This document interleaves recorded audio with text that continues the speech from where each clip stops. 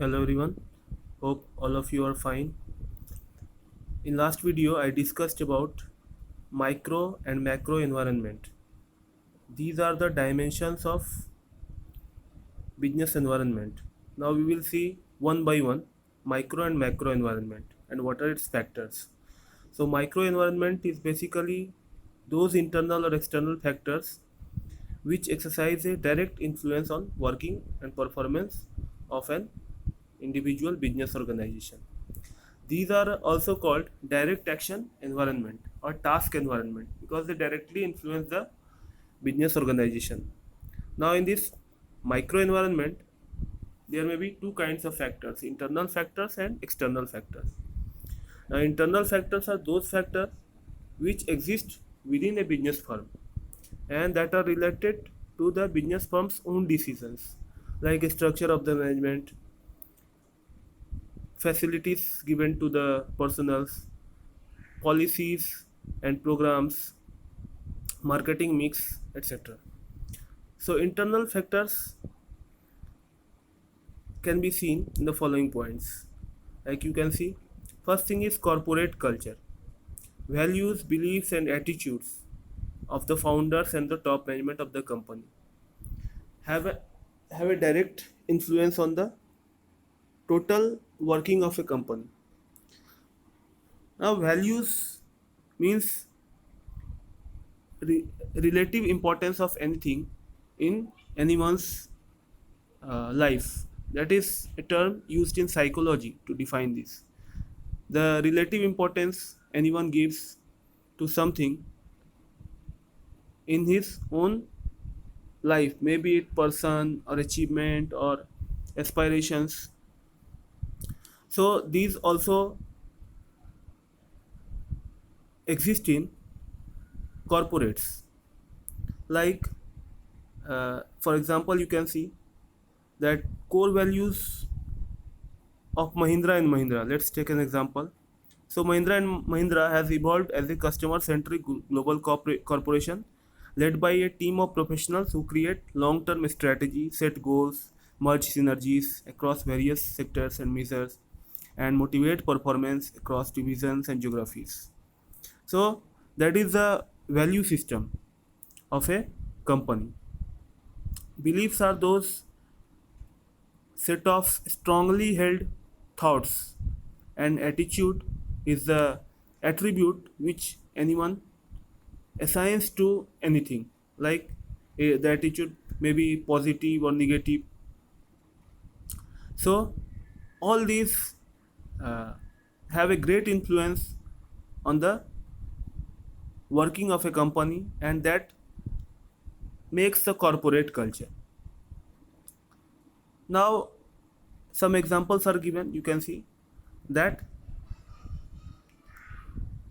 Narayan Murthy and its acceptance, that means the founder of Infosys, has set high ethical standards for their company, and that is their value system. Now let's move to the second point, that is mission and objectives. Peter Drucker has defined mission as a statement in which company expresses what a company will be and why it exists. That means the main objective of the company and the most preferred pathway for the company to follow.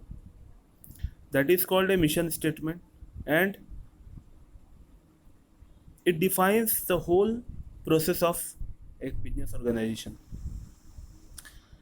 Some examples are given. You can see that mission of Reliance to become the biggest group in the private sector. Ranbaxy's mission is to become a research-based international pharmaceutical company. All these are mission and objectives which define the course of action of the company, and so why it is included in internal factors that will guide a company through its whole life. Top management structure, the board of directors, the departmental directors, all have their own policies and way of working, and all this will definitely have a effect on the whole business environment of the company. So why it is also included. Another point is power structure. Power means the authority to execute something. So power structure, that means whether there is centralized power structure or decentralized power structure, will decide the course of action taken by the company. Sometimes in some business organizations, some liberty is given to the departmental managers or departmental heads to carry out their activities, but sometimes that is not available and that is totally centralized. So all this will decide how a company will feel its internal environment. Another thing is company image and brand equity. So company image, what is the image of the company in the public, and also the advantage which is available through its brand, that will, that is the perception of the other stakeholders towards the company will decide its internal environment. Other thing is human and other resources. The competence, morale, and motivation of employees play a vital role in the success of the firm. Tata Steel could easily carry out a large scale modernization and restructuring, and some companies feel great difficulty because Tata has trained its human resources in such a way that any modification can be done at any time. So human and other resources are very important. Other some more factors are there, and factors may change in each individual organization based on the situations. So financial position, capital structure, distribution system, marketing competence, research and development, technological capabilities, physical assets and facilities, all those are part of internal factors. Now let's see external factors. External factors are the forces which are outside the business organization, and those are mostly uncontrollable. So let's see one by one the external elements. Customers. Customers are those who buy the product or services produced by any business organization. So a firm has different kind of customers, so that decides its course of action. A company has always decided to understand its customers and their expectations.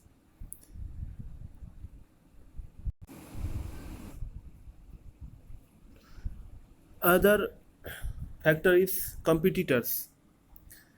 The competitors may have direct or indirect or both kind of competitors. Direct competitors are those which are making the similar products or the substitute products. Like in case of TV segment, we can see say LG, Samsung, Onida, Videocon, BPL, all those were direct competitors. Whereas for the purpose of entertainment, like a person when goes out for entertainment or recreation, he can go to a cinema house or he can go to a casino.